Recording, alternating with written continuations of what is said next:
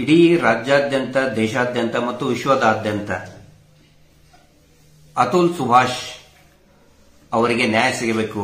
Justice for Atul Subhash ಅವರು ಕರೆ ಕೊಟ್ಟಂತಹ ಜಸ್ಟಿಸ್ ಈಸ್ ಪೆಂಡಿಂಗ್. ಅವರ ಹೆಂಡತಿಯಿಂದ ನಿರಂತರವಾಗಿ ಆ ಮನುಷ್ಯ 2 ವರ್ಷದಿಂದ ನಿರಂತರವಾಗಿ ಕಿರುಕುಳವನ್ನು ಅನುಭವಿಸ್ತಾನೆ. ಒಟ್ಟು 9 ಸುಳ್ಳು ಪ್ರಕರಣಗಳನ್ನ ಅವರ ಹೆಂಡತಿ ಅವನ ಮೇಲೆ ದಾಖಲು ಮಾಡ್ತಾರೆ. ಸುಳ್ಳು ಅಂದ್ರೆ ವರದಕ್ಷಿಣೆ ಕಿರುಕುಳ ಅದು ಇದು ಅಂತೇಳಿ ಅವ್ರ ಮೇಲೆ ಇಷ್ಟೇ ಅಲ್ಲ, ಅವರ ಮಗನ ಮೇಲೆ, 7 ವರ್ಷದ ಮಗನ ಮೇಲೆ, ಆನಂತರ ಅವರ ಅಪ್ಪ ಅಮ್ಮ ಯಾರ್ಯಾರಿದ್ದಾರೆ ಎಲ್ಲರ ಮೇಲೇನೂ ಕೂಡ ಸುಳ್ಳು ಕೇಸ್ ಹಾಕ್ತಾರೆ. ನಿರಂತರವಾಗಿ ಸಮನ್ಸು, ಅರೆಸ್ಟ್ ವಾರೆಂಟ್ ಜಾರಿ ಮಾಡ್ತಾನೆ ಇರ್ತಾರೆ. ಜೌನ್ಪುರ್ ಕೋರ್ಟ್, ಉತ್ತರ ಪ್ರದೇಶದ ಜೌನ್ಪುರ್ ನ್ಯಾಯಾಲಯದಿಂದ ಎಷ್ಟೇ ಪ್ರಯತ್ನ ಮಾಡಿದ್ರು ಕೂಡ, ಎಷ್ಟೇ ಅವರು ಏನೋ ಕೌನ್ಸಿಲಿಂಗ್ ಮಾಡಿ ಸರಿಪಡಿಸ್ಕೊಂಡು ಹೋಗೋಣ ಸಂಸಾರ ಅಂತ ಹೇಳಿದ್ರು ಕೂಡ ಕೇಳೋದಿಲ್ಲ. ಅವರ ಮಗನ್ನ ನೋಡೋದಕ್ಕೆ, ಮಗನ ಮೇಲೆ ವಿಪರೀತ, ಸಹಜವಾಗಿ ತಂದೆಗೆ ಮಕ್ಕಳ ಮೇಲೆ ಪ್ರೀತಿ ಇದ್ದೇ ಇರ್ತದೆ. 30 ಲಕ್ಷ ರೂಪಾಯಿ ಒಂದ್ಸಾರಿ ಭೇಟಿಯಾಗೋದಕ್ಕೆ ಡಿಮಾಂಡ್ ಮಾಡ್ತಾರೆ. ಇದನ್ನೆಲ್ಲ ತಡ್ಕೊಳ್ಳಾರ್ದೇನೆ ಕೊನೆಗೆ ಕೋರ್ಟ್ ಅಲ್ಲಿ ಒಂದು ಘಟನೆ ನಡೀತದೆ. ಏನು ಅಂತ ಹೇಳಿದ್ರೆ, ಆ ಕೋರ್ಟ್ ಅಲ್ಲಿ ಅತುಲ್ ಸುಭಾಷ್ ಅವರು ಹೇಳ್ಕೊತಾರೆ, ನನಗೆ ಇಷ್ಟೊಂದು ಕಿರುಕುಳ ಆಗ್ತಾ ಇದೆ, ನಾನು ಆತ್ಮಹತ್ಯೆ ಮಾಡ್ಕೊಂಡು ನಾನು ಜೀವ ಬಿಡ್ತೀನಿ ಅಂತ ಹೇಳ್ತಾರೆ, ಸಾವಿಗೆ ಶರಣಾಗ್ತೀನಿ ಅಂತ ಹೇಳ್ತಾರೆ. ಅವಾಗ ಆಯ್ತು ನೀನು ಸತ್ತು ಹೋಗು, ನೀನು ಸಾಯಿ ಅಂತ ಹೇಳ್ತಾರೆ. ಅವಾಗ ನ್ಯಾಯಾಧೀಶನು ಕೂಡ, ಮಹಿಳಾ ನ್ಯಾಯಾಧೀಶರು ಘಘೈಸಿ ನಗ್ತಾರೆ. ಅದು ಅತುಲ್ ಸುಭಾಷ್ ಅವರಿಗೆ ಬಹಳ ಮನಸ್ಸಿಗೆ ಬೇಜಾರಾಗುತ್ತೆ, ಮಾನಸಿಕವಾಗಿ ಹಿಂಸೆ ಆಗುತ್ತೆ. ನಾನು ಈ ದೇಶದ ನ್ಯಾಯಾಲಯದ ಮುಂದೆ ಬಂದಿದ್ದೀನಿ, ಈ ದೇಶದ ನ್ಯಾಯಾಂಗ ವ್ಯವಸ್ಥೆನೇ ನನ್ನನ್ನು ಘಘೈಸಿ ನಗ್ತಾ ಇದೆ, ಇಲ್ಲೇನೇ ನನಗೆ ನ್ಯಾಯ ಸಿಗ್ತಾ ಇಲ್ಲಲ್ಲ, ಇನ್ನು ನಾನು ಏನು ಮಾಡಲಿ ಅಂತ ಹೇಳಿ ತೀರಾ ವಿಮುಖರಾಗ್ತಾರೆ, ಖಿನ್ನರಾಗ್ತಾರೆ. ಯಾವುದೇ ದಾರಿನೂ ಕೂಡ ಕಾಣೋದಿಲ್ಲ ಅವ್ರಿಗೆ. ಯಾಕಂತ ಹೇಳಿದ್ರೆ ಜನಸಾಮಾನ್ಯರಿಗೆ ಕೊನೆಯ ಆಸೆ ಇರೋದು ನ್ಯಾಯದ ಬಗ್ಗೆ. ಪೊಲೀಸ್ ಸ್ಟೇಷನ್ ಅಲ್ಲಿ ಹಿಂಸೆ ಇದು ಮಾಡಲ್ಲ, ಪ್ರಭಾವಿಗಳು ಇರ್ತಾರೆ, ಅದು ಸರಿ. ಆದ್ರೆ ಒಬ್ಬ ಜನಸಾಮಾನ್ಯನಿಗೆ, ಕಷ್ಟದಲ್ಲಿರತಕ್ಕಂತಹ ವ್ಯಕ್ತಿಗೆ ಕೊನೆಯ ಆಸೆ, ಕೊನೆಯ ಆಸರೆ ಅಂತ ಹೇಳಿದ್ರೆ ನ್ಯಾಯಾಲಯದಲ್ಲಿನೇ ಅಲ್ಲಿರ್ತಕ್ಕಂತಹ ನ್ಯಾಯಾಧೀಶರು ಸಾಯಿ ಅಂದಾಗ ಘಘೈಸಿ ನಗ್ತಾರಂತ ಹೇಳಿದ್ರೆ ಪಾಪ ಮತ್ತಿನ್ನೇನ್ ಮಾಡಬೇಕು ಜನಸಾಮಾನ್ಯರಾದವರು. ಅಷ್ಟೇ ಅಲ್ಲ, ಆ ನ್ಯಾಯಾಧೀಶ 5 ಲಕ್ಷ ರೂಪಾಯಿ ಡಿಮಾಂಡ್ ಮಾಡ್ತಾರೆ. 5 ಲಕ್ಷ ರೂಪಾಯಿ. Police station, hospital, revenue department, ಈ ದೇಶದ ಎಲ್ಲಾ ಸರ್ಕಾರಿ ಕಚೇರಿ ಒಳಗಡೆ ಲಂಚತನ ಇರೋದು ಗೊತ್ತೇ ಇದೆ. ದುಡ್ಡು ಕೊಟ್ಟರೆ ಕೆಲಸ ಆಗುತ್ತೆ, ಅದೊಂದು ನಿಯಮ ಆಗಿಬಿಟ್ಟಿದೆ. ನ್ಯಾಯಾಧೀಶರು ಕೂಡ 5 ಲಕ್ಷ ಕೇಳ್ತಾರೆ ಅಂದ್ರೆ ಪಾಪ ಎಲ್ಲಿ ಹೋಗಬೇಕು. ಹೀಗಾಗಿ 70 ನಿಮಿಷದ ತಮ್ಮ ಕೊನೆಯ ಹೇಳಿಕೆಯನ್ನ ಅದರಲ್ಲಿ ಬಹಳ ಸ್ಪಷ್ಟವಾಗಿ ಹೇಳಿದ್ದಾರೆ. ಈ ದೇಶದ ನ್ಯಾಯಾಂಗ ವ್ಯವಸ್ಥೆಯ ಬಗ್ಗೆ ಸ್ಪಷ್ಟವಾಗಿ ಹೇಳಿದ್ದಾರೆ, ಬೇಸರ ವ್ಯಕ್ತಪಡಿಸಿದ್ದಾರೆ. ಹಿಂಗಾಗಿ ಅವರ ಸಾವಿನ ನಂತರ ಇಡೀ ದೇಶ ಜಾಗೃತ ಆಗಿದೆ ಇವತ್ತು ನ್ಯಾಯಾಂಗ ವ್ಯವಸ್ಥೆಯ ವಿರುದ್ಧ. ಆ ನ್ಯಾಯಾಧೀಶರಿಗೂ ಕೂಡ ಶಿಕ್ಷೆ ಆಗಲಿ ಅಂತ ಹೇಳಿ ಒಂದು ದೊಡ್ಡ ಮಟ್ಟದ ಧ್ವನಿ ಕೇಳಿ ಬರ್ತಾ ಇದೆ. ಅಮೆರಿಕದಲ್ಲಿನೂ ಕೂಡ ಇದು ಪ್ರತಿಧ್ವನಿಸ್ತಾ ಇದೆ. ಅವ್ರನ್ನ, ಅಮೆರಿಕದ ಪ್ರೆಸಿಡೆಂಟ್ ಅವ್ರನ್ನ ಹ್ಯಾಶ್ಟ್ಯಾಗ್ ಮಾಡಿ ಕೂಡ ಜನ ನ್ಯಾಯಕ್ಕೆ ಆಗ್ರಹ ಮಾಡ್ತಾ ಇದ್ದಾರೆ. ಇಲ್ಲಿ ಈ ವಿಷಯವನ್ನು ನಾನು ಯಾಕೆ ಪ್ರಸ್ತಾಪ ಮಾಡ್ತಾ ಇದ್ದೀನಿ ಅಂತ ಹೇಳಿದ್ರೆ, ಬಹುತೇಕ ಇದೇ ರೀತಿಯಾದಂತಹ ಪರಿಸ್ಥಿತಿ ಈ ವರ್ಷ ಫೆಬ್ರವರಿ ತಿಂಗಳಿನಲ್ಲಿ ಇದೇ ರೀತಿ ಘಟನೆ ಕರ್ನಾಟಕದ ಮಾನ್ಯ ಹೈಕೋರ್ಟ್ನಲ್ಲಿ ನಡೆಯಿತು. ಆದರೆ ಅಲ್ಲಿದ್ದಿದ್ದು ಅತುಲ್ ಸುಭಾಷ್ ಅವರಿದ್ದಲ್ಲ, ಮಹೇಶ್ ಶೆಟ್ಟಿ ತಿಮ್ರೋಡಿ ಅವರಿದ್ರು ಅವರ ಜಾಗಕ್ಕೆ. ಏನಾಗುತ್ತೆ, ಮಹೇಶ್ ಶೆಟ್ಟಿ ತಿಮ್ರೋಡಿ ಅವರ ಮೇಲೆ ಅವರ ಒಂದು ಸುಳ್ಳು ಪ್ರಕರಣ ಬೆಳ್ತಂಗಡಿಯಲ್ಲಿ ದಾಖಲಾಗಿ ಅದು ಚರ್ಚೆಗೂ ಕೂಡ ಯೋಗ್ಯವಲ್ಲದೇ ಇದ್ರೂ ಕೂಡ, ಅದು ಚರ್ಚೆಗೂ ಕೂಡ ಯೋಗ್ಯವಲ್ಲದಂತಹ ವಿಷಯ, ಅದು ಕೇಸ್. ಅದನ್ನ ಇವರು ಹೈಕೋರ್ಟಿಗೆ ತರಿಸ್ತಾರೆ. ಪ್ರಭಾವಿಗಳಲ್ಲ, ಎದುರುಗಡೆ ಇದ್ದಂತವ್ರು, ಅತ್ಯಾಚಾರಿಗಳನ್ನ ರಕ್ಷಣೆ ಮಾಡಿ ದೊಡ್ಡ ಪ್ರಭಾವಿ, ನಡೆದಾಡುವ ದೇವರು, ಏನೇನೋ ಬಾರಿ ದೇವರು ಅಂತ ಹೇಳ್ತಾರಲ್ಲ ಎಲ್ಲರೂ, ಅವರು ಅಲ್ಲಿವರೆಗೆ ತರಿಸ್ತಾರೆ. ಅಲ್ಲಿರ್ತಕ್ಕಂತಹ ಹೈಕೋರ್ಟ್ ನಲ್ಲಿ ಈ ಅವರ ಪರವಾದಂತಹ ಅಡ್ವೊಕೇಟ್ ಏನ್ ಮಾಡ್ತಾರೆ ನೋಡಿ, ಇವನು ರೌಡಿ ಶೀಟ್ರು ಹಾಗೆ ಹಿಂಗೆ ಕೆಟ್ಟ ಕೆಟ್ಟದಾಗಿ ಅವ್ರನ್ನ ಮಹೇಶ್ ಶೆಟ್ಟರ್ನ ಸಂಬೋಧನೆ ಮಾಡ್ತಾರೆ. ಮಾಡಿ ಮಾಡಿ ಅವರು ರೌಡಿ ಶೀಟ್ರು ಅಂದಂಗೆ ಜಡ್ಜ್ ನಗ್ತಾನೆ ಇರ್ತಾರೆ, ಹಾ ಹಾ ಹಾ ಹಾ ಅಂತೇಳಿ. ಅಷ್ಟೇ ಅಲ್ಲ, ನೀನ್ ಎಲ್ಲಿವರೆಗೆ ಓದಿದೀಯಾ ಅಂತ ಕೇಳ್ತಾರೆ ಮಾನ್ಯ ಹೈಕೋರ್ಟ್ನ ಜಡ್ಜ್ ಸಾಹೇಬರು. ಪಾಪ ಮಹೇಶ್ ಶೆಟ್ಟರು ಕೈ ಮುಗಿದು, ಸ್ವಾಮಿ ನಾನು 7ನೇತ್ತ ಅಂತ ಹೇಳ್ತಾರೆ. ಇನ್ನೂ ಭಾಗವಹಿಸಿ ನಗ್ತಾರೆ. ನಕ್ಕು ನಿನ್ನ ಯೋಗ್ಯತೆ ಅಷ್ಟೇ ಇದೆ, you are an empty vessel make noise ಅಂತ ಇದನ್ನ ಹೈಕೋರ್ಟ್ನ ಜಡ್ಜ್ ಅವರೇ ಹೇಳ್ತಾರೆ. ಹೇಳಿ ಮತ್ತೆ ನಗ್ತಾರೆ. ಅಷ್ಟಕ್ಕೆ ಸುಮ್ಮನಾಗದೆ ಮತ್ತೆ ಇವರು ದೊಡ್ಡ ಅಡ್ವೊಕೇಟ್ ಅಲ್ಲ, ಅವರು ಪರವಾದಂತಹ ಏನು ಸೌಜನ್ಯ ಪ್ರಕರಣವನ್ನ ಪೂರ್ತಿ ಹಾಳು ಮಾಡಿದಂತಹ ಅದನ್ನ ಏನೋ ಆ ಇಡೀ ಹೋರಾಟವನ್ನೇ ನಿಲ್ಲಿಸಬೇಕು ಅಂತ ಹೇಳಿ ಬಹಳ ತಿಪ್ಪರ್ಲಾಗ ಹೋಗಿತಾ ಇದ್ದಾರೆ. ಅವ್ರ ಅಡ್ವೊಕೇಟ್ ಹೇಳ್ತಾರೆ ಮತ್ತೆ ಒನ್ಸ್ ಅಗೇನ್ ರೌಡಿ ಶೀಟ್ರು ಅಂತ ಹೇಳ್ತಾರೆ. ಅವಾಗ ಜಡ್ಜ್ ಹೇಳ್ತಾರೆ, ನಿನ್ನನ್ನು ಗಲ್ಲಿಗೇರಿಸ್ತೇನೆ ಅಂತ ಹೇಳ್ತಾರೆ. ಅದಕ್ಕೆ ಹೇಳಿ, ಸೌಜನ್ಯ ಹೋರಾಟದಲ್ಲಿ ನಿರಂತರವಾಗಿ ತೊಡಗಿಸಿಕೊಂಡಂತಹ ಮಹೇಶ್ ಶೆಟ್ಟಿ ತಿಮ್ಮೋಡಿ ಅವರಿಗೆ ನಿನ್ನನ್ನು ಗಲ್ಲಿಗೇರಿಸ್ತೀನಿ ಅಂತ ಹೇಳ್ತಾರೆ. ಸಿಟ್ಟು ಬರುತ್ತೋ ಇಲ್ಲೋ? ಹಾಗಿದ್ರೆ ಈಗ ಅತುಲ್ ಸುಭಾಷ್ ಅವರು ಸಾವಿಗೆ ಶರಣಾದ್ರು. ಈ ದೇಶದಲ್ಲಿ ನ್ಯಾಯ ಸಿಗಬೇಕಂತ ಹೇಳಿದ್ರೆ ಸಾಯ್ಬೇಕಾ? ಯಾರಾದ್ರೂ ಸಾವಿಗೆ ಶರಣಾಗ್ಬೇಕಾ? ನೇಣು ಹಾಕೋಬೇಕಾ? ನೇಣು ಹಾಕೊಂಡು 70 ನಿಮಿಷದ ವಿಡಿಯೋ ಮಾಡಿಕೊಂಡು ಎಲ್ಲರಿಗೂ ಕಳಿಸಿದ ಮೇಲೆ ಜನ ಎದ್ದೇಳುದ? ನ್ಯಾಯಾಧೀಶರು, ನ್ಯಾಯಾಂಗ ವ್ಯವಸ್ಥೆ ಎದ್ದೇಳುದ? ಇದನ್ನ ನಾನು ಜನರ ಗಮನಕ್ಕೆ ತರ್ತಾ ಇದ್ದೀನಿ. ಅಂದ್ರೆ ಇವತ್ತು ಕೂಡ ಮಾನ್ಯ ಹೈಕೋರ್ಟ್ನಲ್ಲಿ ಏನ್ ನಡೀತು? ಸೌಜನ್ಯ ಹೋರಾಟ ಅದಕ್ಕೆ ಏನು ಸ್ಟೇ ತಗೊಂಡು ಬಂದಿದ್ದಾರೆ ನೋಡಿ. ಇದು ಎಂತ ನಗೆಪಾಟ್ಲು ಇದು. ನಮ್ಮ ದೇಶದ ಸಂವಿಧಾನದಲ್ಲಿ ಅತ್ಯಾಚಾರದ ವಿರುದ್ಧ ಧ್ವನಿ ಎತ್ತಿದ್ರೆ ಅದಕ್ಕೆ ಸ್ಟೇ ತಗೊಂಡು ಬರ್ತಾರೆ. ನಿರಂತರ ಕೊಲೆಗಳಾಗಿದೆ. ಇದನ್ನ ಹೈಕೋರ್ಟೇ ಸುಮೋಟೋ ತಗೋಬಹುದಾಗಿತ್ತು, ತಗೊಂಡಿಲ್ಲ. ಆದ್ರೆ ಆ ಕೇಸಿನ ಸಂಬಂಧಪಟ್ಟಂತೆ ಏನೋ ಒಂದು ವಿಚಾರಣೆ ಇತ್ತು, 1 ತಿಂಗಳು ಮುಂದೆ ಹಾಕ್ತಾರೆ. 1 ತಿಂಗಳು, next date 13, date by date, ತಾರೀಖ್ ಪೇ ತಾರೀಖ್. ಯಾಕಂತ ಹೇಳಿದ್ರೆ ಪ್ರಕರಣ ಇರೋದೇನೋ, ವಿಷಯ ನಮ್ಮ ಪ್ರೇಯರ್ ಇರೋದೇನೋ, ಪ್ರಾರ್ಥನೆ ಇರೋದೇನೋ, ನಮಗೆ ಹೋರಾಟ ಮಾಡೋದಕ್ಕೆ ಅವಕಾಶ ಮಾಡಿಕೊಡಿ. ಮಹೇಶ್ ಶೆಟ್ಟಿ ತಿಮ್ಮರೋಡಿ ಅವರು ಏನ್ ಹೇಳ್ತಾ ಇದ್ದಾರೆ? ನನ್ನ ಬಾರ್ ಅಂಡ್ ರೆಸ್ಟೋರೆಂಟ್ ನಿಂತ ಹೋಗಿದೆ, ನನಗೆ ವ್ಯಾಪಾರ ಆಗ್ತಾ ಇಲ್ಲ, ಅದಕ್ಕೆ ಸ್ಟಾರ್ಟ್ ಮಾಡಿಸಿ ಅಂತ ಹೇಳ್ತಾ ಇದ್ದಾರ? ಅಥವಾ ನಂದು ಮಾಲ್ ಇದೆ, ಮೊನ್ನೆ ಇದು ಮಾಲ್ ಆಫ್ ಏಷ್ಯಾದವನು ಅಲ್ಲಿ ಹೇಳಿದ್ರಲ್ಲ, ನಂದು ಮಾಲ್ ಆಫ್ ಏಷ್ಯಾ, ನನ್ನ ಸಿಕ್ಕಾಪಟ್ಟೆ ಅದು ವ್ಯವಹಾರ ಆಗುದು ನಿಂತೋಗಿದೆ ಸ್ವಾಮಿ, ಅದನ್ನ ಸ್ಟೇ ತೆರವುಗೊಳಿಸಿ. ಅಥವಾ ನನ್ನ ಅಂಗಡಿ ಮುಚ್ಚಿ ಹೋಗಿದೆ, ಅದನ್ನೇನು ಹೇಳಿಲ್ಲಲ್ಲ. ಆ ಹೆಣ್ಣುಮಗಳಿಗೆ ನ್ಯಾಯ ಸಿಗಬೇಕು. ಅಷ್ಟೇ ಅಲ್ಲ, ಧರ್ಮಸ್ಥಳ ಅನ್ನುವಂತಹ ಪವಿತ್ರ ಕ್ಷೇತ್ರದಲ್ಲಿ 100 ಹೆಣ್ಣುಮಕ್ಕಳು ಕಾಣೆಯಾಗಿದ್ದಾರೆ, ಅತ್ಯಾಚಾರಕ್ಕೆ ಒಳಗಾಗಿದ್ದಾರೆ, ಕೊಲೆ ಆಗಿದೆ. ಅದರ ವಿರುದ್ಧ ನಾವು ಮಾತಾಡ್ತೀವಿ, ಮಾತಾಡೋದಕ್ಕೆ ಅವಕಾಶ ಕೊಡಿ ಸ್ವಾಮಿ ಅಂತ ಕಳೆದ 1 ವರ್ಷದಿಂದ ಗೋಗರಿತಾ ಇದ್ದಾರೆ. 1 ವರ್ಷದಿಂದ ತಾರೀಖ್ ಪೇ ತಾರೀಖ್. ಈಗ ಮತ್ತೆ ಇನ್ನೊಂದು ಡೇಟ್, ಆಕ್ಚುಲಿ ಡೇಟ್ ಇದ್ದಿದ್ದು ನಾಳೆ 13ನೇ ತಾರೀಕಿಗೆ. 13ನೇ ತಾರೀಕಿನ ಡೇಟ್ ಅನ್ನ ಪ್ರಿಪೋನ್ ಮಾಡಿಸ್ಕೋತಾರೆ. ಅಂದ್ರೆ ನಿನ್ನೆ ದಿಢೀರ್ನೆ ಸರ್ಕಾರಿ ರಜೆ ಘೋಷಣೆ ಆಗಿರೋದಕ್ಕೆ ಇಮಿಡಿಯೇಟ್ ಆಗಿ ಇವತ್ತು ಡೇಟ್ ಕೊಡ್ತಾರೆ. ಇವತ್ತು ಡೇಟ್ ಕೊಟ್ಟು 1 ತಿಂಗಳ ಮುಂದೂಡ್ತಾರೆ. ಏನಿದ್ರ ರಹಸ್ಯ? ಯಾಕೆ ಹಿಂಗಾಗ್ತಾ ಇದೆ?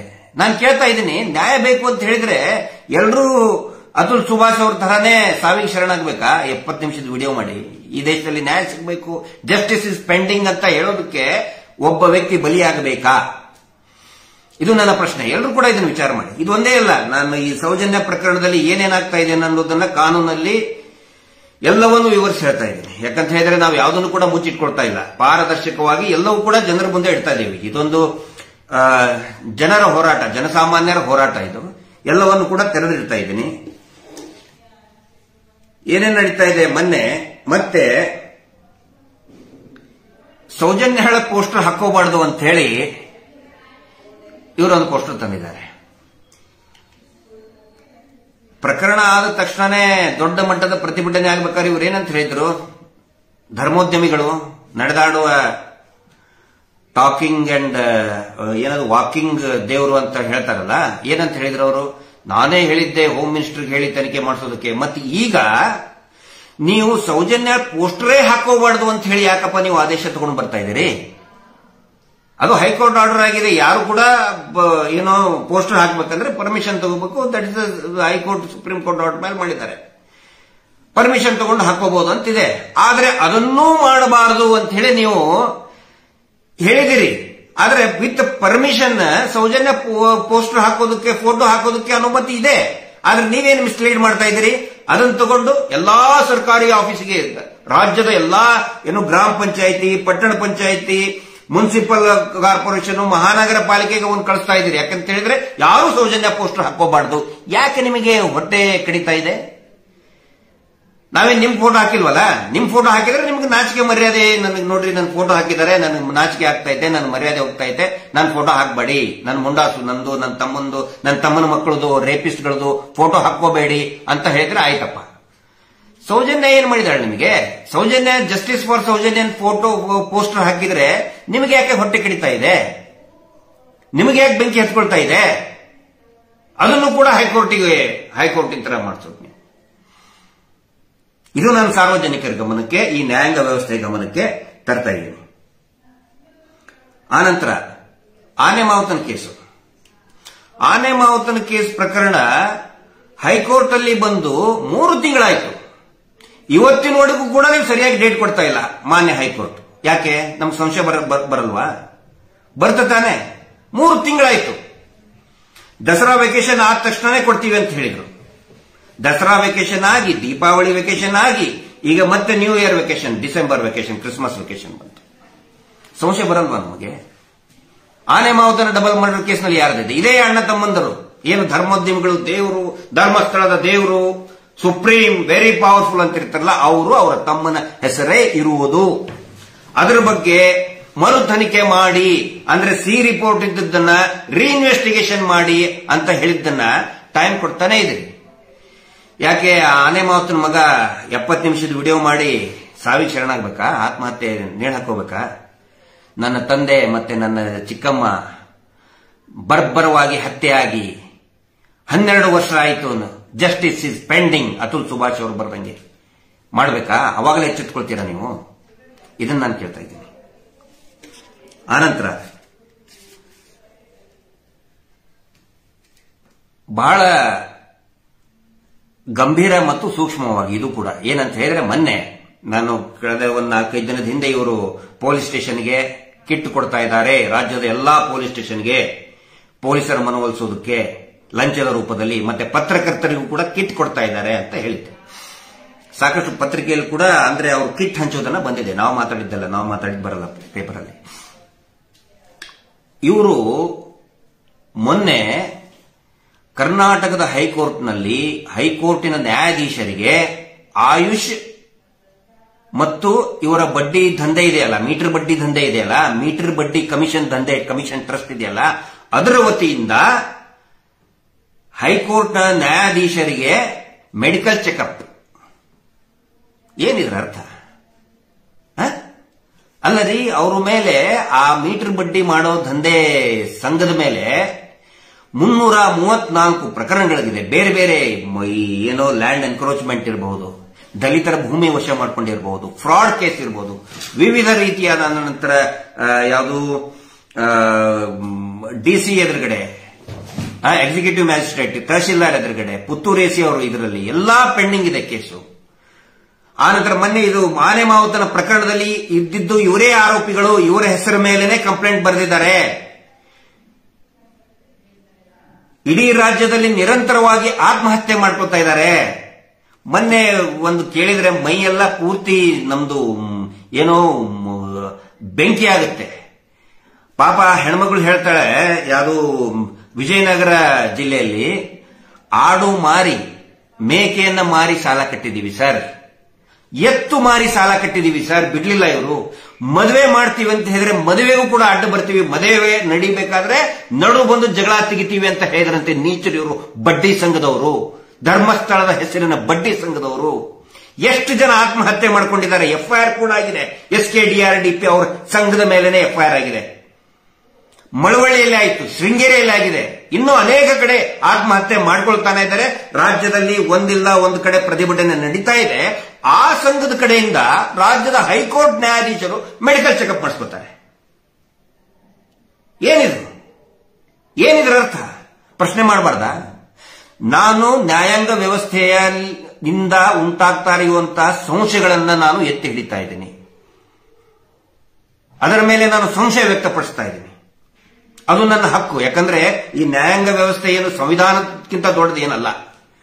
ನ್ಯಾಯಾಂಗ ವ್ಯವಸ್ಥೆಯಲ್ಲಿ ಯಾರಾದರೂ ಕೂಡ ಲಂಚ ತಗೊಂಡ್ರು ಬೇಕು ಅಂತಲೇ ಪ್ರಭಾವಿಗಳ ಪರವಾಗಿ ನಡ್ಕೊಳ್ತಾ ಇದ್ರೆ ಅದನ್ನು ಪ್ರಶ್ನೆ ಮಾಡಬಾರದು ಅಂತ ಎಲ್ಲೂ ಕೂಡ ಹೇಳಿಲ್ಲ. ಈ ದೇಶದ ಕಾನೂನು ಮಾಡಿದ್ದು ಜನಸಾಮಾನ್ಯರ ಸಲುವಾಗಿನೇ ಹೊರತು ಈ ದೇಶದ ಪ್ರಜೆಗಳ ಸಲುವಾಗಿನೇ ಹೊರತು ಅವನು ಶ್ರೀಮಂತರ ಇರಲಿ ಬಡವಿರಲಿ ಯಾವುದೇ ಜಾತಿ ಇರಲಿ ಅವ್ರ ಸಲುವಾಗಿ ಮಾಡಿದ್ದೇ ಹೊರತು ನ್ಯಾಯಾಧೀಶರ ಸಲುವಾಗಿ ಅಡ್ವೊಕೇಟ್ಗಳ ಸಲುವಾಗಿ ಕಾನೂನು ಮಾಡಿಲ್ಲ. ಇದನ್ನು ಸ್ವತಃ ಸುಪ್ರೀಂ ಕೋರ್ಟ್ ಹೇಳಿದೆ. ಇವತ್ತು ಮತ್ತೆ ಸೌಜನ್ಯ ಹೋರಾಟ ಅದರ ಮೇಲಿರುವಂತಹ ಸ್ಟೇ ವೇಕೇಟ್ ಮಾಡಿ ಅಂತ ಹೇಳಿದ್ರೆ ಮತ್ತೆ ಒಂದು ತಿಂಗಳು ತಾರೀಖ್ ಪೇ ತಾರೀಖ್ ಅದೇ ಮಹೇಶ್ ಶೆಟ್ಟರ್ ಮೇಲೆ ಇರುವಂತಹ ಕೇಸ್ ಪ್ರತಿ ವಾರ ಅಲಿಸ್ತಾ ಇದ್ದೀರಲ್ರಿ ನೀವು ಅವ್ರನ್ನ. ಎಂತ ಕಾನೂನು ಅಂದ್ರೆ ಮಹೇಶ್ ಶೆಟ್ಟರಿಗೆ ಒಂದು ಕಾನೂನು, ಈ ಧರ್ಮೋದ್ಯಮಿಗೊಂದು ಕಾನೂನಾ? ಅತ್ಯಾಚಾರಿಗಳನ್ನ ರಕ್ಷಣೆ ಮಾಡುವವರಿಗೊಂದು ಕಾನೂನು, ಅತ್ಯಾಚಾರದ ವಿರುದ್ಧ ಹೋರಾಟ ಮಾಡುವವರಿಗೊಂದು ಕಾನೂನಾ? ಮಹೇಶ್ ಶೆಟ್ಟರಿಗೆ ಪ್ರತಿ ವಾರನೂ ಕೂಡ ಡೇಟ್ ಕೊಡ್ತಾನೆ ಇದ್ದೀರಲ್ಲ, ಪ್ರತಿ ವಾರ ಡೇಟ್ ಕೊಡ್ತಾನೆ ಇದ್ದೀರಲ್ಲ ನೀವು. ಆ ಅತುಲ್ ಸುಭಾಷ್ಗೂ ಕೂಡ ಹಾಗೆ ಮಾಡಿದ್ರು. 2-3 ದಿನಕ್ಕೊಮ್ಮೆ ಸಮನ್ಸ್ ಕಳಿಸೋದು, ವಾರಂಟ್ ಕಳಿಸೋದು. ಎಲ್ರಿ ಏನ್ ಮಹೇಶ್ ಶೆಟ್ಟರ್ ಏನ್ ತಪ್ಪು ಮಾಡಿದ್ದಾರೆ? ಅವ ಅತುಲ್ ಸುಭಾಷ್ ಏನ್ ತಪ್ಪು ಮಾಡಿದ್ದ? ಮಿಸ್ಯೂಸ್ ಆಫ್ ಲಾ ಅಲ್ವಾ ಇದು? ಮಿಸ್ಯೂಸ್ ಆಫ್ ಆಕ್ಟ್ ಅಲ್ವಾ ಇದು? ಈ ದೇಶದ ನ್ಯಾಯಾಂಗ ವ್ಯವಸ್ಥೆಗೆ ಇದು ಅರ್ಥ ಆಗಲ್ವಾ? ಒಟ್ಟು 12 ಕೇಸ್ಗಳನ್ನು ಹಾಕಿದ್ರೆ ನೀವು ಮಹೇಶ್ ಶೆಟ್ಟರ್ ಮೇಲೆ. ಸುಳ್ಳು, ಎಲ್ಲ ಫೇಕ್ ಕೇಸಸ್, ಎಲ್ಲ ಫೇಕ್ ಸುಳ್ಳು ಬೋಗಸ್ ಕೇಸ್. ಬೆಳಗಾವಿ, ಸೌದತ್ತಿಯಲ್ಲಿ ಇನ್ಸ್ಟಿಟ್ಯೂಟ್ ಇದೆಯಾ? ಅವ್ರಿಗೆ ಮಹೇಶ್ ಶೆಟ್ಟರ್ ಗೊತ್ತಿದೆಯಾ? ಧಾರವಾಡ, ಹಾಸನ, ಸಕಲೇಶ್ಪುರ, ಶಿರಾ, ತುಮಕೂರು, ಬೆಳಗಾವಿ, ಮಹೇಶ್ ಶೆಟ್ಟರ್ ಏನು ಹೋಗಿದ್ರ ಅಲ್ಲಿ? ಎಲ್ಲ ಫೇಕ್ ಕೇಸ್. ಬರೀ ಫೇಕ್ ಕೇಸ್ ರಿಜಿಸ್ಟರ್ ಮಾಡೋದು ಒಂದೇ ಅಲ್ಲ, ಪ್ರತಿ ವಾರ ಬರಲೇಬೇಕು. ಅದಕ್ಕೆ ನಾವು ನಿರ್ಧಾರ ಮಾಡಿದೀವಿ, ಅರೆಸ್ಟ್ ಆಗ್ತೀವಿ. ನಾವು ಇನ್ಮೇಲೆ ಸಾಮೂಹಿಕವಾಗಿ ಅರೆಸ್ಟ್ ಮಾಡ್ತೀವಿ. ಎಲ್ಲಾರನ್ನೂ ಕೂಡ ನಾವು ಅರೆಸ್ಟ್ ಆಗ್ತೀವಿ. ನೋಡೋಣ. ಅಲ್ಲ, ಇದಕ್ಕೆ ಒಂದು ಅರ್ಥ ಇದೆಯಾ?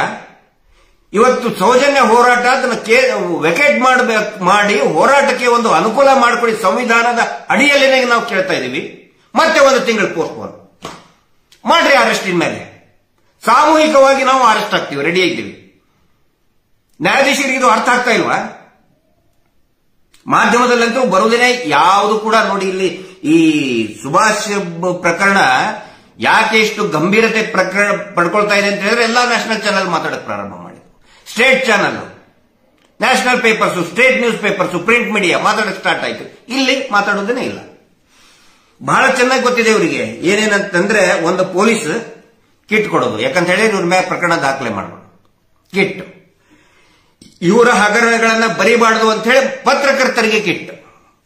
ಯಾವ ಪ್ರಸಾರನೂ ಆಗೋದಿಲ್ಲ.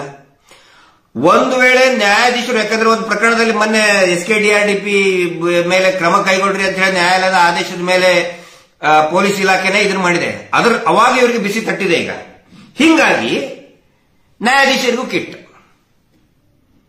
ಮೆಡಿಕಲ್ ಚೆಕಪ್ ನಾನು ಕೇಳ್ತಾ ಇದ್ದೀನಿ, ಮೆಡಿಕಲ್ ಅಲೌನ್ಸ್ ಬರಲ್ವಾ? ಮೆಡಿಕಲ್ ಫೆಸಿಲಿಟಿ ಇಲ್ವಾ ನ್ಯಾಯಾಂಗ ವ್ಯವಸ್ಥೆಯಲ್ಲಿ? ನ್ಯಾಯಾಧೀಶರಿಗೆ, ಹೈಕೋರ್ಟ್ ಜಡ್ಜ್ಗಳಿಗೆ ನಾನು ಕೇಳ್ತಾ ಇದ್ದೀನಪ್ಪ, ನನಗೆ ಗೊತ್ತಿಲ್ಲ. ದಯವಿಟ್ಟು ಹೇಳಿ. ಅದು ಆನಂತರ ಬೆಂಗಳೂರಿನಲ್ಲಿ ಮೆಡಿಕಲ್ ಚೆಕಪ್ ಮಾಡಿಸುವಂತ ಬೇರೆ ಸಂಘಟನೆಗಳಿಲ್ವಾ? ರೋಟರಿ ಇದೆ, ಲಯನ್ಸ್ ಕ್ಲಬ್ ಇದೆ, ಕನ್ನಡ ಪರ ಸಾಕಷ್ಟು ಸಂಘಟನೆಗಳಿದೆ, ಸೀನಿಯರ್ ಸಿಟಿಸನ್ ಸಂಘಗಳಿದೆ ಮೆಡಿಕಲ್ ಚೆಕಪ್ ಮಾಡಿಸೋದಕ್ಕೆ. ಅದೆಲ್ಲ ಬಿಟ್ಟು ಮೀಟರ್ ಬಡ್ಡಿ ದಂಧೆ ಮಾಡುವಂತಹ ಒಂದು ಸಂಘಕ್ಕೆ ನೀವು ಎಂಟ್ರಿ ಹೇಗೆ ಕೊಟ್ರಿ ಅಂತ ಕೇಳ್ತಾ ಇದ್ದೀನಿ ನಾನು. ಹೈಕೋರ್ಟ್ನವರು ಹೇಗೆ ಎಂಟ್ರಿ ಕೊಟ್ರಿ? ನಾಳೆ ದಾವೂದ್ ಇಬ್ರಾಹಿಂನು ಮಾಡ್ತಾನ್ರಿ, ಕರ್ಕೊಂಡ್ಬಂದು ಮಾಡಿಸ್ಕೊತೀರಾ? ದಾವೂದ್ ಇಬ್ರಾಹಿಂನು ಕಿಟ್ ಕೊಡ್ತಾನೆ ಪೊಲೀಸರಿಗೆ. ದಾವೂದ್ ಇಬ್ರಾಹಿಂನು ಮೆಡಿಕಲ್ ಚೆಕಪ್ ಮಾಡಿಸ್ತಾನೆ, ಒಪ್ಕೋತೀರಾ ನೀವು? ದಾವೂದ್ ಇಬ್ರಾಹಿಂ ಎಷ್ಟು ಕೊಲೆಗಡಕ ಇದ್ದಾನೆ, ಅದಕ್ಕಿಂತ 100 ಪಟ್ಟು ಕೊಲೆಗಡಕಿದ್ದಾರೆ. ಅದು ನಾವು ದೇವಸ್ಥಾನದ ಅಧಿಕಾರಿ ಅಂತ ಹೇಳ್ಕೊಂಡು 100 ಕೊಲೆಗಳನ್ನ ಮಾಡಿ ಅತ್ಯಾಚಾರಿಗಳನ್ನ ರಕ್ಷಣೆ ಮಾಡಿದ್ದಾರೆ. ಅವ್ರ ಕಡೆಯಿಂದ ನೀವು ಮೆಡಿಕಲ್ ಚೆಕಪ್ ಮಾಡಿಸ್ಕೊತಿರಲ್ಲ, ಪ್ರಶ್ನೆ ಮಾಡಬಾರ್ದ? ಕಂಟೆಂಪ್ಟ್ ಆಯ್ತು. ನಾನು ಏನ್ ಮಾತಾಡ್ತಾ ಇದ್ದೀನಲ್ಲ, ದಯವಿಟ್ಟು ಇದನ್ನ ನೀವು ಪೆನ್ ಡ್ರೈವ್ ಅಲ್ಲಿ ಹಾಕಿ ಎಲ್ಲಾ ನ್ಯಾಯಾಧೀಶರಿಗೂ ಕೊಡಿ. ಎಲ್ಲಾ ಈ ದೇಶದ ನ್ಯಾಯಾಂಗ ವ್ಯವಸ್ಥೆ, ರಾಜ್ಯದ ನ್ಯಾಯಾಂಗ ವ್ಯವಸ್ಥೆ ನೋಡ್ಲಿ ಅಂತಾನೆ ನಾನು ಈ ವಿಡಿಯೋನ ಮಾಡ್ತಾ ಇದ್ದೀನಿ. ದಯವಿಟ್ಟು ಪೆನ್ ಡ್ರೈವ್ ಮಾಡಿ, ಒಬ್ಬರಿಗಲ್ಲ ಎಲ್ಲರಿಗೂ ಕೂಡ ಹಂಚಿ ಪೆನ್ ಡ್ರೈವ್ ಮಾಡಿ. ದಯವಿಟ್ಟು ನನಗೆ ಉತ್ತರ ಕೊಡಿ. ಮೀಟರ್ ಬಡ್ಡಿ ನಡೆಸ್ತಾ ಇರುವಂತಹ, ನೂರಾರು ಆರೋಪ ಇರುವಂತಹ ಆ ಮೀಟರ್ ಬಡ್ಡಿ ದಂಧೆ, ಧರ್ಮಸ್ಥಳದ ಹೆಸರಿನಲ್ಲಿ ಮೀಟರ್ ಬಡ್ಡಿ ದಂಧೆ ಮಾಡಿ ನೂರಾರು ಜನ ಸಾಯ್ತು ಹೋಗಿದಾರಲ್ಲ, ಅವರ ಕಡೆಯಿಂದ ಮೆಡಿಕಲ್ ಚೆಕಪ್ ಕ್ಯಾಂಪ್ ಮಾಡಿಸುವಂತ ಅವಶ್ಯಕತೆ ಹೈಕೋರ್ಟ್ಗೆ ಏನಿತ್ತು? ಅವ್ರನ್ನ ಹೇಗೆ ಎಂಟ್ರಿ ಮಾಡ್ಕೊಂಡ್ರಿ? ಇದಕ್ಕೆ ದಯವಿಟ್ಟು ಉತ್ತರ ಕೊಡಬೇಕೆಲ್ಲರೂ. ಮತ್ತೆ ಹೆಂಗ್ ಬರ್ತಾರೆ ಹೇಳಿ? ಸತ್ತಂತವ್ರು ಎಲ್ಲಾ ಕಡೆ ಕಂಪ್ಲೇಂಟ್ ಆಗ್ತಾ ಇದೆ ಅವ್ರ ಮೇಲೆ, ಎಲ್ಲಾ ಪೊಲೀಸ್ ಸ್ಟೇಷನ್ ನಲ್ಲಿ ಕೂಡ ಕಂಪ್ಲೇಂಟ್ ಆಗ್ತಾ ಇದೆ. ನ್ಯಾಯಾಧೀಶರೇ ಅವ್ರ ಕಡೆ ಅಂತ ಮೆಡಿಕಲ್ ಚೆಕಪ್ ಮಾಡಿಸ್ಕೊಂಡ್ರೆ ನಿಮ್ಮ ಹತ್ರ ಯಾಕೆ ಬರಬೇಕು? ಹೆಂಗೆ, ಯಾವ ನಂಬಿಕೆ ಇಟ್ಕೊಂಡು ನ್ಯಾಯಾಲಯದಲ್ಲಿ ಹೆಜ್ಜೆ ಇಡಬೇಕು? ಪೆನ್ ಡ್ರೈವ್ ಮಾಡಿ, ಬೇಕಾದ್ರೆ ಕೇಸ್ ಹಾಕ್ರಿ, ನನ್ನ ಮೇಲೆ ನನ್ನನ್ನು ಅರೆಸ್ಟ್ ಮಾಡಿ. ಕಂಟೆಂಪ್ಟ್ ಅಂತ ಹೇಳಿ, ನಾನು ಕಂಟೆಂಪ್ಟ್ ಮಾಡ್ತಾ ಇಲ್ಲ. ಯಾವಾಗ ನ್ಯಾಯಾಧೀಶರು ನಮ್ಮ ಅನೇಕ ವಿಡಿಯೋಗಳನ್ನು ನಾವೇ ವೈರಲ್ ಮಾಡ್ತಾ ಇರ್ತೀವಿ. ಒಳ್ಳೊಳ್ಳೆ ನ್ಯಾಯಾಧೀಶರು ಒಳ್ಳೊಳ್ಳೆ ತೀರ್ಪುಗಳನ್ನು ಕೊಟ್ಟಾಗ, ಒಬ್ಬ ಮಹಿಳಾ ನ್ಯಾಯಾಧೀಶರು ವರದಕ್ಷಿಣೆ, ಫೇಕ್ ವರದಕ್ಷಿಣೆ ಕಿರುಕುಳ ಅಥವಾ ಮತ್ತೆ ಕಂಪೆನ್ಸೇಷನ್ ತಿಂಗಳಿಗೆ 6 ಲಕ್ಷ ಕೊಡಬೇಕಂದ್ರೆ ಬಹಳ ಚೆನ್ನಾಗಿ ಮಾತಾಡಿದ್ದಾರೆ. ನಾವು ವೈರಲ್ ಮಾಡ್ತಿರ್ತೀವಿ, ನಮ್ಗೆ ಅಭಿಮಾನ ಇದೆ. ಈ ದೇಶದ ಜನಸಾಮಾನ್ಯರು ಪೊಲೀಸರನ್ನ, ನ್ಯಾಯವಾದಿಗಳನ್ನ ಮತ್ತು ನ್ಯಾಯಾಧೀಶರನ್ನ ದೇವರು ಅಂತ ತಿಳ್ಕೊತಾರೆ. ನಾವು ಕೂಡ ಹಾಗೆ ತಿಳ್ಕೊಂಡಿದ್ದೀವಿ. ದೇವರು ಸಮಾನ ಅಲ್ಲ, ದೇವರೇ. ಆದ್ರೆ ಆ ದೇವರಿಂದ ನ್ಯಾಯ ವಿಳಂಬ ಆದಾಗ ನಾವು ಯಾರ ವಿರುದ್ಧ ಮಾತಾಡಬೇಕು? ನ್ಯಾಯ ಯಾರಿಗೆ ಕೇಳಬೇಕು ನಾವು? ಮಹೇಶ್ ಶೆಟ್ಟಿ ತಿಮ್ಮರೋಡಿ ಏನೋ 70 ನಿಮಿಷದ ವಿಡಿಯೋ ಮಾಡಿ ಈ ಸಾವಿಗೆ ಶರಣಾಗುವಂತ ಮನುಷ್ಯ ಅಲ್ಲ. ಎಲ್ಲರನ್ನೂ ಕೂಡ ಪ್ರಶ್ನೆ ಮಾಡ್ತಾರೆ, ತಿರುಗಿ ಬೀಳ್ತಾರೆ ಅವರು. ಅಣ್ಣಪ್ಪ ಸ್ವಾಮಿನ ದಿಗ್ಬಂಧನ ಮಾಡಿಟ್ಟು ಏನ್ ಮಾಡೋದು, ಏನೇನೋ ನೀವು ಒಳಗಡೆ ತಂತ್ರ ಮಾಡ್ತಾ ಇದ್ದೀರಿ, ಅದು ನಿಮಗೆ ಗೊತ್ತು. ಅಲ್ಲಿರುವಂತಹ ತುಳುನಾಡಿನ ಇವರಿಗೂ ಎಕ್ಸ್ಪರ್ಟ್ಗಳಿಗೆ ಗೊತ್ತು, ನಮ್ಗೆ ಸಬ್ಜೆಕ್ಟ್ ಗೊತ್ತಿಲ್ಲ. ಆದ್ರೆ ಹೇಳ್ತಾರೆ ದಿಗ್ಬಂಧನ ಮಾಡಿಟ್ಟಿದ್ದಾರೆ. ಆದ್ರೆ ಅದೇ ಅಣ್ಣಪ್ಪ ಸ್ವಾಮಿ ಮಹೇಶ್ ಶೆಟ್ಟಿ ತಿಮ್ಮರೋಡಿ ಅವರ ರೂಪದಲ್ಲಿ, ಜನರ ರೂಪದಲ್ಲಿ ಇವತ್ತು ಎದ್ದು ನಿಂತಿದ್ದಾನೆ. ಇದನ್ನ ಈ ಧರ್ಮೋದ್ಯಮಿಗಳು ಅರ್ಥ ಮಾಡ್ಕೋಬೇಕು. ನ್ಯಾಯಾಂಗ ವ್ಯವಸ್ಥೆಯನ್ನು ಕೂಡ ಅರ್ಥ ಮಾಡ್ಕೋಬೇಕು. ಒಂದು ನ್ಯಾಯಪರ ಹೋರಾಟವನ್ನ ಮೀಡಿಯಾದಲ್ಲಿ ಕೂಡ ಹೇಳಿ ಮಾಧ್ಯಮದವರು ಮಾತಾಡಬಾರದು. ಇವತ್ತು ಅದೇ ಇತ್ತು, ಅದೇ ವಿಷಯನೇ ಇತ್ತು. ಯಾಕೆ ಮಾಧ್ಯಮದವ್ರಿಗೆ ಸ್ಟೇ ವಿಕೆಟ್ ಮಾಡ್ಕೊಳಕ್ಕಾಗಲ್ವಾ? ಆನಂತರ ಈ ಮಹೇಶ್ ಶೆಟ್ರು ಮಾತಾಡಬಾರದು ಅಂತ ಸ್ಟೇ ಇರೋದು ಯಾರ ಮೇಲೆ? ಸ್ಟೇ ಇರೋದು ಸೀನಿಯರ್ ಆಫೀಸರ್ಸ್ ಮೇಲೆ. ಯಾಕೆ ಸೀನಿಯರ್ ಆಫೀಸರ್ಸ್ ಸ್ಟೇ ವಿಕೆಟ್ ಮಾಡ್ಕೊಳಕ್ಕಾಗಲ್ವಾ? ಯಾಕೆ ಎಲ್ಲರೂ ಸೇರಿ ನಾಟಕ ಆಡ್ತಾ ಇದ್ದಾರೆ? ಸೌಜನ್ಯ ಅಂತಂದ್ರೆ ಯಾಕೆ ಇಷ್ಟೊಂದು ಭಯ ಬೀಳ್ತಾ ಇದೆ ಎಲ್ರಿಗೂ? ಸೌಜನ್ಯ ಹೋರಾಟ ಅಂದ್ರೆ ಯಾಕೆ ನಡ್ಕ ಶುರು ಆಗ್ತಾ ಇದೆ? ಇದು ಜನಸಾಮಾನ್ಯರ ಗಮನಕ್ಕೆ, ನ್ಯಾಯಾಂಗ ವ್ಯವಸ್ಥೆ ಗಮನಕ್ಕೆ ನಾನು ತರ್ತಾ ಇದ್ದೇನೆ. ನಾವು ಇಲ್ಲಿ ನಿಂದನೆ ಮಾಡುವುದಲ್ಲ. ಆಗಲೇ ಹೇಳಿದ್ನಲ್ಲ, ಗಲ್ಲಿಗೇರ್ತೀನಿ ಅಂತ ಹೇಳಿದಂತ ಜಡ್ಜ್ ಸಾಹೇಬರು ಯಾರು ಗೊತ್ತಾ? ಅದನ್ನ ನಾನು ಹೇಳೋದು ಮರ್ತಿದ್ದೆ. ಯಾವ ಜಡ್ಜ್ ಸಾಹೇಬರು ಅಂತ ಹೇಳಿದ್ರೆ, ಸೌಜನ್ಯ ಸಾಮೂಹಿಕ ಅತ್ಯಾಚಾರ ಮತ್ತು ಕೊಲೆ ಪ್ರಕರಣದಲ್ಲಿ ನೈಜ 3 ಜನ ಆರೋಪಿತರು, ನಿಜವಾಗಲೂ ಕೂಡ ಆರೋಪಿತರು, ಅವ್ರ ಮೇಲೆ ತನಿಖೆನೇ ಮಾಡಬಾರದು ಅಂತ ಆದೇಶ ಮಾಡಿದಂತಹ ಯಾವ ನ್ಯಾಯಾಧೀಶರು, ಅದೇ ನ್ಯಾಯಾಧೀಶರು ಮಹೇಶ್ ಶೆಟ್ಟಿ ತಿಮ್ಮರೋಡಿ ಅವ್ರನ್ನ ಕರೆದು ನಿನ್ನನ್ನು ಗಲ್ಲಿಗೇರಿಸ್ತೇನೆ ಅಂತ ಹೇಳ್ತಾರೆ. ಹೆಂಗ ನಂಬೇಕು ನಾವು ನ್ಯಾಯಾಂಗ ವ್ಯವಸ್ಥೆಯನ್ನ? ಯಾರಿಗೆ ಕೇಳಬೇಕು ನಾವು ನ್ಯಾಯವನ್ನ? ಸಂಶಯ ಬರುತ್ತೆ ತಾನೆ? ನಾನು ಸಂಶಯ ವ್ಯಕ್ತಪಡಿಸ್ತಾ ಇದ್ದೀನಿ ಸ್ವಾಮಿ, ಸಂಶಯ ವ್ಯಕ್ತಪಡಿಸ್ತಾ ಇದ್ದೀನಿ ನಾನು. ಯಾವ ಒಬ್ಬ ನ್ಯಾಯಾಧೀಶರು ಸೌಜನ್ಯದ ನಿಜವಾದ ಆರೋಪಿಗಳನ್ನ ತನಿಖೆ ಮಾಡಬಾರದು ಅಂತ ಆದೇಶ ಮಾಡಿದಂತವರು ಮಹೇಶ್ ಶೆಟ್ಟರ್ಗೆ ಗಲ್ಲಿಗೇರಿಸ್ತೀನಿ, ನೀನು ಏನೋ uneducated fellow, empty vessel makes noise ಅಂತ ಹೇಳಿ ಗಹಗಹಿಸಿ ನಿಂತಾರೆ ಅಂತ ಹೇಳಿದ್ರೆ ಅವ್ರ ಮೇಲೆ ನಮ್ಗೆ ಸಂಶಯ ಬರಬೇಕು ಬೇಡ? ಅದನ್ನ ನಾವು ಪ್ರಶ್ನೆ ಮಾಡ್ತೀವಿ ಇಂಡಿವಿಜುವಲ್. ಆಮೇಲೆ ನಮ್ಗೆ ಹೇಳಿದ್ರು ಬೇಡ, ಅದನ್ನ ಏನು ಹೈಕೋರ್ಟ್ ರಿಜಿಸ್ಟ್ರಿ ಆಫೀಸ್ನಲ್ಲಿ ನಾನೇ ಹಾಕಿದ್ದೆ ಅದನ್ನ, ನಾನು ಅದರದ್ದು ವಿಡಿಯೋ ಕೊಡಿ ಅಂತ ಹೇಳಿ ಕೊಡ್ಲಿಲ್ಲ ನಮಗೆ. ಅದನ್ನ ಮತ್ತೆ ನೆಕ್ಸ್ಟ್ ಕೋರ್ಟ್ ಅಲ್ಲಿ ನನ್ನ ಮೇಲೆ ಆರೋಪ ಮಾಡ್ತಾನೆ. ಅವರು ಒಬ್ಬವನಿದ್ದಾನೆ, ಅವರು ಭಯಂಕರ ಈ ಏನೋ ಮಾಸ್ಟರ್ ಮೈಂಡ್, ಕ್ರಿಮಿನಲ್ ಮೈಂಡ್. ಅವ್ನು ಹೇಳ್ತಾನೆ, ಯಾರೋ ಒಬ್ಬನ police officer, I don't know whether ಈ ಸಸ್ಪೆಂಡೆಡ್ ಆರ್ ಹಿ ರಿಸೈನ್ ಅಂತ.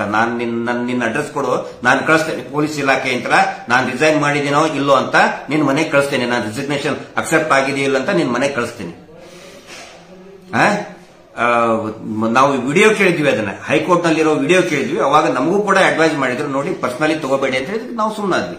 ಆಯ್ತು, ನಮಗೆ ಜಡ್ಜಸ್ಗಳ ಮೇಲೆ ಪರ್ಸನಲ್ ದ್ವೇಷ ಇಲ್ಲ, ನ್ಯಾಯಾಧೀಶರ ಮೇಲೆ ಪರ್ಸನಲ್ ದ್ವೇಷ ಖಂಡಿತ ಇಲ್ಲ. ಆದರೆ ಮಹೇಶ್ ಶೆಟ್ಟರ್ ಮೇಲೆ ನಿರಂತರವಾಗಿ ಡೇಟ್ ಕೊಡ್ತಾನೆ ಇದ್ರಿ. ಆದ್ರೆ ಧರ್ಮೋದ್ಯಮಿಗಳ ವಿರುದ್ಧ ಕೇಸ್ ಇದಾವಲ್ಲ, ಆನೆ ಮಾವುತ ಕೇಸು, ಹೌದು, ಲಾಂಗ್ ಡೇಟ್ ಕೊಡ್ತಾನೆ ಇದ್ರಿ. ಮಹೇಶ್ ಶೆಟ್ಟರ್ ಮೇಲೆ ಪ್ರತಿ ವಾರ ಕೊಡ್ತಾ ಇದ್ರಿ ನೀವು. ಪ್ರತಿ ವಾರಕ್ಕೊಂದು ಸಮನ್ಸು ಇಲ್ಲ ಅಂದ್ರೆ SP ಅವ್ರಿಗೆ ಹೇಳಿ ಪೊಲೀಸರು ಮನೆಗೆ ಕಳಿಸ್ತೀರ. ಆದ್ರೆ ಇವ್ರ ಮೇಲೆ ಇದೆಯಲ್ಲ ಕೇಸು, ತಿಂಗಳ ಯಾಕಪ್ಪ ಪೋಸ್ಟ್ಪೋನ್ ಮಾಡ್ತಾ ಇದ್ರಿ? ಸಂಶಯ ಬರುತ್ತೆ ತಾನೆ. ಆ ಸಂಶಯವನ್ನು ಸಾರ್ವಜನಿಕವಾಗಿ ವ್ಯಕ್ತಪಡಿಸ್ತಾ ಇದ್ದೀನಿ. ಯಾಕಂತ ಹೇಳಿದ್ರೆ ಮಾಧ್ಯಮಗಳು ಈ ವಿಷಯ ಮಾತಾಡ್ತಾನೆ ಇಲ್ಲ. ಬಡ್ಡಿ ದಂಧೆ ವಿರುದ್ಧ ಮಾತಾಡಬಾರ್ದು ಅಂತ ಯಾವುದೇ ಆದೇಶ ಇಲ್ಲ. ಆನೆ ಮಾವುತನ ಕೇಸ್ ಬಗ್ಗೆ ಮಾತಾಡಬಾರ್ದು ಅಂತ ಯಾವುದೇ ಆದೇಶ ಇಲ್ಲ. ಆ ನೇತ್ರಾವತಿ ತೀರದಲ್ಲಿ ಆದಂತಹ ಕೊಲೆಗಳ ಬಗ್ಗೆ ಮಾತಾಡಬಾರದು ಅಂತ ಯಾವುದೇ ಆದೇಶ ಇಲ್ಲ. ಅದು ಕೂಡ ಮಾತಾಡ್ತಾ ಇಲ್ಲ. ಹಿಂಗಾಗಿ ನಾವು ಗಂಟ್ಲ ಹಾಕೊಳ್ತಾ ಇದ್ದೀವಿ. ಏನು ಅತುಲ್ ಸುಭಾಷ್ ಅವ್ರ ಪ್ರಕರಣ ಆಯ್ತು, ಅವರಿಗೆ ನ್ಯಾಯ ಸಿಗಲಿ, ಅವ್ರ ಜೊತೆಗೆ ನಾವಿದ್ದೀವಿ. ನ್ಯಾಯ ಸಿಗಲಿ ಅಂತ ಹೇಳಿದ್ರೆ ತೀರ್ಕೊಂಡ್ಬಿಟ್ರು ಅವರು. ಜಸ್ಟಿಸ್ ಇಸ್ ಪೆಂಡಿಂಗ್ ಅಂದ್ರೆ ಈ ದೇಶದ ಕಾನೂನು ವ್ಯವಸ್ಥೆಯನ್ನ ಹೇಳಿ ಹೋಗಿದ್ದಾರೆ. ನ್ಯಾಯ ಸಿಗಬೇಕು, ನನ್ನಂತಹ ನೊಂದಂತವರಿಗೆ ನ್ಯಾಯ ಸಿಗಬೇಕು ಅಂತ. ಇಲ್ಲಿಯೂ ಕೂಡ ನಾನು ಕೊಟ್ಟ ಕೊನೆದಾಗೂ ಕೇಳ್ತಾ ಇದ್ದೀನಿ, ನ್ಯಾಯ ಸಿಗಬೇಕು ಅಂತ ಹೇಳಿದ್ರೆ ಯಾರಾದರೂ ಸಾವಿಗೆ ಶರಣಾಗಬೇಕಾ? ನಾವು ಯಾರು ಕೂಡ ಸಾವಿಗೆ ಶರಣಾಗುವಂತವ್ರಲ್ಲ. ದಿಟ್ಟತನದಿಂದ ಎದುರಿಸ್ತೇವೆ. ಯಾರೇ ನಾವೇನಾದ್ರೂ ತಪ್ಪು ಮಾಡಿದ್ರೆ ಮಾಡಿ ಶಿಕ್ಷೆ ಮಾಡಿ. ನಮಗೆ ನಾವು ಹೇಳಿದ್ದೀವಿ, ಎಷ್ಟೋ ಸಾರಿ ಹೇಳಿದ್ದೇವೆ, ಕರೆಸ್ರಿ ನಮ್ಮನ್ನ, ಕೇಳಿ, ಏನಾದ್ರೂ ಏನು ಸಾಕ್ಷಿ ಹೇಳ್ತಾರೆ. ಹೈಕೋರ್ಟ್ನಲ್ಲಿ ಯಾಕೆ ಕೊಡಲಿಲ್ಲ? ಹೈಕೋರ್ಟ್ನಲ್ಲಿ ಕೊಡುವಂತ ಆ ಪ್ರಕರಣದ ಬಗ್ಗೆ ವಿಚಾರಣೆ ಇದ್ದಿದ್ದಿಲ್ಲ.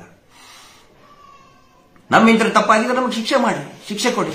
ಆದ್ರೆ ವಿನಾಕಾರಣ ಒಂದು ಹೋರಾಟ ನಿಲ್ಲಿಸೋದಕ್ಕೆ ಇಷ್ಟೊಂದು ತಂತ್ರಗಾರಿಕೆ ಮಾಡ್ತಾ ಇದ್ರಿ. ಒಂದು ಗೊತ್ತಿರಲಿ, ಯಾವ ಕಾರಣಕ್ಕೂ ಕೂಡ ಈ ಹೋರಾಟ ನಿಲ್ಲುವುದಿಲ್ಲ. ಯಾವ ಕಾರಣಕ್ಕೂ ಕೂಡ ಇಂತಲ್ಲಿ ಹೆದರ್ಕೊಂಡು, ಅರೆಸ್ಟ್ ಮಾಡೋದಕ್ಕೆ ಹೆದರ್ಕೊಂಡು, ಅಥವಾ ಇನ್ನೇನೋ ಕಿರುಕುಳ ಆಗ್ತದೆ ಅಂತ ಹೆದರ್ಕೊಂಡು ಸಾವಿಗೆ ಶರಣಾಗುವಂತವ್ರು ಯಾರೂ ಇಲ್ಲ.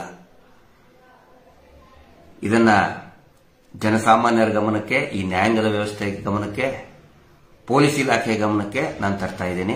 ಅತ್ಯಂತ ಹೆಮ್ಮೆಯಿಂದ, ಅತ್ಯಂತ ಸ್ವಾಭಿಮಾನದಿಂದ ಇಡೀ ವ್ಯವಸ್ಥೆ ಗಮನಕ್ಕೆ ನಾನು ತರ್ತಾ ಇದ್ದೀನಿ.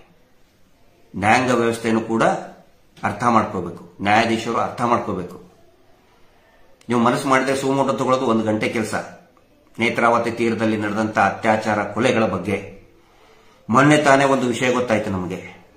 3 ವರ್ಷದ ಹಿಂದೆ ಕುಂದಾಪುರದಿಂದ ಧರ್ಮಸ್ಥಳಕ್ಕೆ ಹೋದಂತ ಒಂದು ಮಗು ಅಲ್ಲಿನೇ ಮ್ಯಾಚೂರ್ಡ್ ಆಯ್ತು, ಮೈ ನೇರ್ತು ಅಂತ ಹೇಳಿ ಅಲ್ಲೇ ಇಟ್ಕೊಂಡಿದ್ದಾರೆ.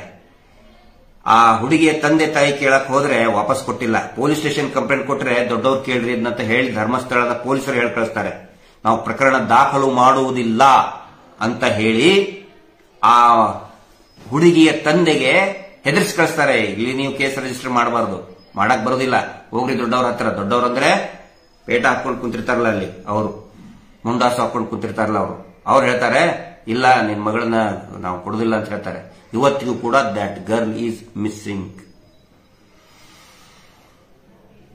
ನಮ್ಗೆ ಕೇಳ್ತಾರಲ್ಲ, ಎಲ್ಲಿದೆ ಅವ್ರ ವಿರುದ್ಧ ಕಂಪ್ಲೇಂಟು?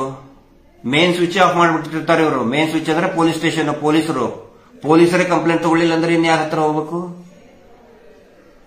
ನ್ಯಾಯಾಲಯಕ್ಕೆ ಹೋಗ್ಬೇಕಾ? ನ್ಯಾಯಾಲಯಕ್ಕೆ ಕೊಡ್ತಾ ಇದಾರಲ್ಲ ಕಿಟ್ಟು. ಈಗ ನೆಕ್ಸ್ಟ್ ರಾಷ್ಟ್ರಪತಿ ಕರೆಸ್ತಾರಂತೆ. ರಾಷ್ಟ್ರಪತಿಗಳನ್ನ, ಯಾಕಂತ ಹೇಳಿದ್ರೆ ಪ್ರೆಸಿಡೆಂಟ್ ಆಫೀಸೇ ಅಲ್ವಾ ಇಡೀ ನ್ಯಾಯಾಧೀಶರದ ಪೋಸ್ಟಿಂಗು ಎಲ್ಲ ನೋಡ್ಕೊಳ್ಳೋದು, ಪ್ರಮೋಷನ್ ಪೋಸ್ಟಿಂಗು ಎಲ್ಲ ಇದನ್ನೇ ಆಗುತ್ತೆ, ಪ್ರೆಸಿಡೆಂಟ್ ಆಫೀಸೇ. ಈಗ ರಾಷ್ಟ್ರಪತಿಗಳನ್ನೇ ಕರ್ಸೋರು ಈಗ ಅನೌನ್ಸ್ ಮಾಡಿಬಿಟ್ಟಿದ್ದಾರೆ. ಹಿಂಗಾಗಿ ಯಾವ ನ್ಯಾಯಾಧೀಶರು ಕೂಡ ಬಿಡಪ್ಪ ನಮ್ಗೆ ಯಾಕೆ ಅಂತ ಸುಮ್ಮನೆ ಇರ್ತಾರೆ. ನ್ಯಾಯ ಯಾರಿಗೆ ಕೇಳಬೇಕು? ಇದಕ್ಕೆ ಉತ್ತರ ಕೊಡಿ. ಹೋರಾಟ ಯಾವತ್ತಿಗೂ ಕೂಡ ನಿಲ್ಲೋದಿಲ್ಲ.